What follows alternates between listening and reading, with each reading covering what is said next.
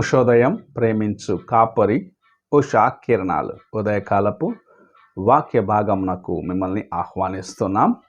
ఉదయకాలమున ప్రభు మనతో మాట్లాడినట్లుగా ప్రార్థనాపూర్వకంగా దేవుని యొక్క వాక్యంలోకి వెళ్దాం.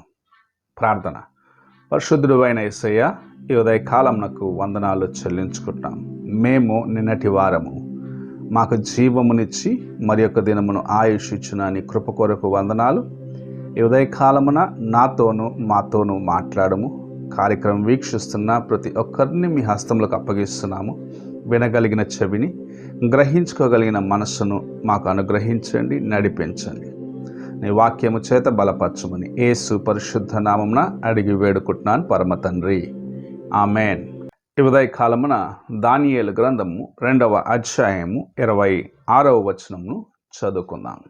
రాజు, నేను చూచిన కలయు దాని భావమును తెలియచెప్పుట నీకు శక్యమా అని బెల్తెషాజరు అను దానియేలును అడుగగా, మనము చదివిన వాక్య భాగములో రాజైన నెబుకద్నెజరు దానియేలుతో సంభాషిస్తున్నప్పుడు తన దేవతల పేరు కలిగిన వాడిగా సంభాషించడం మనం చూడగలం. అనగా బెల్తెషాజరు అనే పేరును చెప్పి ఆయనతో సంభాషించే కార్యమును చూడగలం. తన యొక్క విగ్రహాన్ని పేరును చెప్పి ఆయనతో మాట్లాడుచూ ఉన్నాడు. మనము చూసినట్లయితే ఎప్పుడైతే వారు యెరూషలేము నుండి బబులోనుకు తీసుకొని రాబడ్డారో అప్పటి నుండి వారికి ఒక కొత్త పేరును, వారికి తనకు తోచిన, తనకు ఇష్టమైన తన దేవతల పేరు, తన యొక్క విగ్రహాల పేరును పెట్టి పిలవటం చూడగలము. నలుగురు యవ్వనస్తులు మొదటి అధ్యాయంలో 6వ వచనంలో చూసినట్లయితే ఆ నలుగురు యవ్వనస్తులు దానియేలు, హననియా, మిషాయేలు, అజర్యా అని చెప్పబడుచున్నది. అయితే రాజు వారికి పెట్టిన పేరు బెల్తెషాజరు, షడ్రకు, మేషకు, అబేద్నెగోలు అనే పేరును పెట్టిన. అనగా ఇవన్నీ ఆ దేశములో ఉన్న విగ్రహాలు వారి యొక్క వాడుకకు సులభముగా ఉండినట్లుగా వారి పేర్లు చెప్పటం చూడగలం. ఈ ఉదయ కాలమున ఇందులో ఒక చాలా గొప్ప కార్యమును ప్రభు మనకు నేర్పిస్తూ ఉన్నాడు. అపవాది అయిన వాని చేతిలో నీవు చిక్కుకున్నట్లయితే నీవు కలిగి ఉన్న గుర్తింపును మొదటిగా కొట్టివేసేదానికి, నీవు దేవుని బిడ్డవు అన్న కార్యమును నీవు మర్చిపోనట్లుగా, నిన్ను గురించి తెలుసుకునేదానికి ఎవ్వరికి నీ గతములో నీవు దేవునికి ఎంత నమ్మకస్తుగా ఉన్నావు, నీ జీవితము ఆయన పట్ల ఎంత నమ్మకముగా నీవు కాపాడుకున్నావో అన్నది పూర్తిగా కొట్టివేసేదానికి ప్రయత్నిస్తూ ఉన్నాడు. నెబుకద్నెజరు దానియేలుతో మాట్లాడినప్పుడు ఎల్లా చెప్పిన మాట బెల్తెషాజరు అనే పేరుతోనే. అయితే దేవుని బిడ్డలైన వారమైన మనము ఎన్నడూ ప్రభు మనకు ఇచ్చిన గుర్తింపును మర్చిపోరాదు. దానియేలు అను పేరుకు యెహోవాయే నాకు న్యాయము తీర్చువాడు, లేకుంటే యెహోవాయే నా న్యాయాధిపతి అన్న భావము కలిగిన, అనగా యెహోవా ఆయనకు తోడుగా ఉన్నాడు. ఏల్ అనే మాటకు యెహోవా నాకు తోడుగా ఉన్నాడు, యెహోవా అతనితో ఉన్నాడు అన్న కార్యమును అపవాది అతని జీవితములో నుండి తీసివేయాలని ప్రయత్నించే కార్యమును మనం చూడగలము. ఈ ఉదయ కాలమున ప్రభు నీకు ఇస్తున్న ఒక ప్రాముఖ్యమైన హెచ్చరిక, అపవాది అయిన వాడు నిన్ను తన స్వాధీనము చేసుకొని నీ జీవితములో దేవుని కోసము నీవు జీవిస్తున్నావు, ఆయన నీకు సహాయముగా ఉన్నాడు, ఆయన నిన్ను నడిపిస్తున్నాడు, ఆయన నీకు సమస్తముగా ఉన్నాడు అన్న కార్యములను ఏదో ఒక రీతిగా నీళ్ళను పూర్తిగా తుడిచివేసి నిన్ను ఇతరుల ముందు ఒక అన్యుడుగా, దేవుని యొక్క కృప పొందని వాడిగా, లోకస్తుడిగా చూపించాలని ప్రయత్నిస్తున్నాడని గ్రహించుకోవాలి. నిన్ను లోకస్తుల మధ్యలో నీకు ఉన్న గుర్తింపును తీసివేసి నీలాంటి ఒక విశ్వాసి ఉన్నాడు అన్న కార్యము ఎవ్వరు జ్ఞాపకము చేసుకోకుండా నీ జీవితంలో చేసేదానికి అపవాది ప్రయత్నిస్తున్నాడు అని మొదటిగా నీవు తెలుసుకోవాలి. అలాంటి చిక్కులో లేకుంటే అలాంటి ఉచ్చులో నీవు చిక్కుకొనకుండా నీ హృదయాన్ని కాపాడుకుంటూ అపవాది నీ గుర్తింపును తుడిచివేయాలని ప్రయత్నిస్తుంటే నేను దేవుని యొక్క బిడ్డను అని నీవు నిరూపించుకోవాలి అని ప్రభు ఆశిస్తూ ఉన్నాడు. దానియేలు జీవితంలో మనము చూసినట్లయితే ప్రతిసారి తన గురించి తాను రాసినప్పుడు దానియేలు అను నేను అని రాయటము చూడగలము. దానియేలు అని నేను అని చెప్పటము చూడగలము.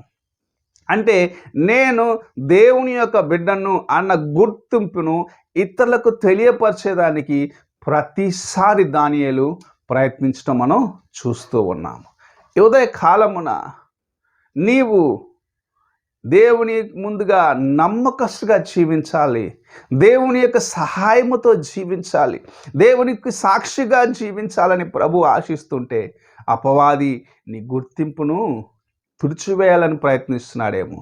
నీవు ఎన్నడూ నీ గుర్తింపును దేవుని పక్షములో నీవు కలిగి ఉన్న కార్యములను ఎన్నడూ పోగొట్టుకోకుండా ఉన్నట్లుగా నీవు కలిగి ఉన్న కార్యమును మరలా మరలా జ్ఞాపకం చేసుకో.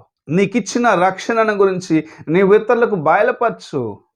నిన్ను ఆయన ప్రేమించిన విధానాన్ని ఇతరులకు తెలియపరచు. నిన్ను ఆయన ఎలాగూ చెరదేసుకున్నాడు అన్న కార్యమును నీవు మర్చిపోరాదు. మనము దానియేలు గురించి మాట్లాడుకున్నప్పుడు సింహపు బోనులో వేయబడిన కార్యమును మాట్లాడుకుంటున్నాం.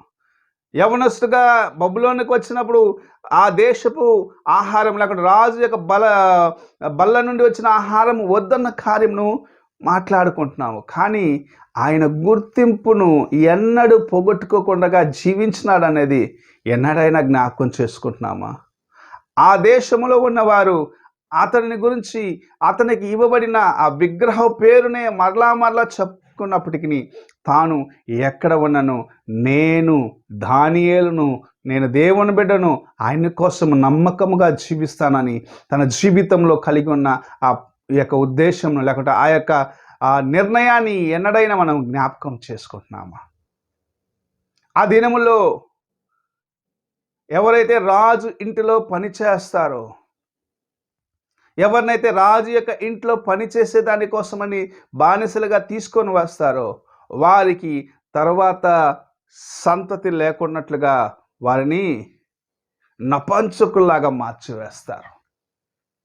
దానియేలును మనం చూసినట్లయితే తన యొక్క తర్వాత సంతానము ఎవరైనా ఉన్నారా అని ఎక్కడ లిఖించబడలేదు. ఆ దినములలో జరిగే ఒక సంఘటన ఇది. వారు పని చేసినంత వరకు పనిచేసి తర్వాత వారిని గురించిన గుర్తింపులే లేకున్నట్లుగా చేస్తూ ఉంటారు. అలాంటి పరిస్థితుల్లో కూడా నేటి వరకు నీవు నేను పరిశుద్ధ గ్రంథములో ఒక ప్రాముఖ్యమైన పుస్తకమును మరలా మరలా చదువుతున్నామంటే ప్రభు ఆయనకు తోడుగా ఉన్నాడు. ఆయన యొక్క నడిపింపును కలిగిన వాడుగా దానియేలు ఉన్నాడు. దానియేలుతో ఉన్న దేవుడు నీతో కూడా ఉండాలని ఆశిస్తున్నాడు. నీవు కలిగి ఉన్న గుర్తింపును అనగా దేవుని బిడ్డగా ఉన్నాను అన్న కార్యమును ఎన్నడూ మర్చిపోకుండా, ఎవరు నీ దగ్గర అది తీసివేయకుండా, నీకు ఇచ్చిన రక్షణను కాపాడుకుంటూ, నీకు ఇచ్చిన మారు మనస్సును కాపాడుకుంటూ, నీకు శోధన వచ్చినప్పుడు నీవు దేవుని కొరకు నమ్మకముగా నిలబడుతూ ముందుకు వెళ్ళాలని ప్రభు ఆశిస్తూ నీతో మాట్లాడుచూ ఉన్నాడు. ఈ లోకములో వచ్చే ఆశీర్వాదములు తాత్కాలికమైనవి. అనేకులు నీవు ఇలా చేస్తే నీవు ఆశీర్వదించబడతావు, నీవు అలా చేస్తే ఆశీర్వదించబడతావని ఆశీర్వాదాల గురించి చెప్పుచూ ఉన్నారు. నీ ఆత్మ ఆశీర్వదించబడినదిగా ఉండాలి. నీ ఆత్మ దేవునికి ముందు యథార్థముగా ఉండాలి. ఈ లోకము విడిచిన తర్వాత నీ హృదయము దేవునికి ముందు సరిగా ఉన్నట్లయితే ఆయనకు ముందుగా నిలిచి ఉండి ఆయన ఇచ్చే కిరీటమును పొందుకునేదానికి సిద్ధపడినదిగా ఉండాలని ప్రభు ఆశిస్తూ నీతో మాట్లాడుచూ ఉన్నాడు. ఈ ఉదయకాలంన నీ హృదయ పరిస్థితి ఏమిటి? ఒక్కసారి నీవు పరీక్షించుకో. ప్రార్థన చేసుకుందాం. మమ్మల్ని మిక్కిలిగా ప్రేమిస్తున్న పరలోకపు తండ్రి, ఈ ఉదయకాలమున నీవిచ్చిన ప్రతి కార్యమును మేము జ్ఞాపకం చేసుకున్నాం. అపవాది మా గుర్తింపును తుడిచివేయక ముందే జాగ్రత్త పడి నమ్మకస్తుడిగా నీకోసం జీవించే కృపను దయచేయమని, మా శోధనల సమయంలో పోరాట సమయంలో నీ వైపు చూసి ముందుకు కొనసాగే సహాయము దయచేయమని యేసు పరిశుద్ధ నామమున అడుగుతున్నాను తండ్రి. ఆమేన్.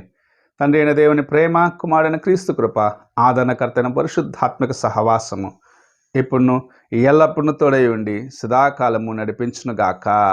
ఆమేన్.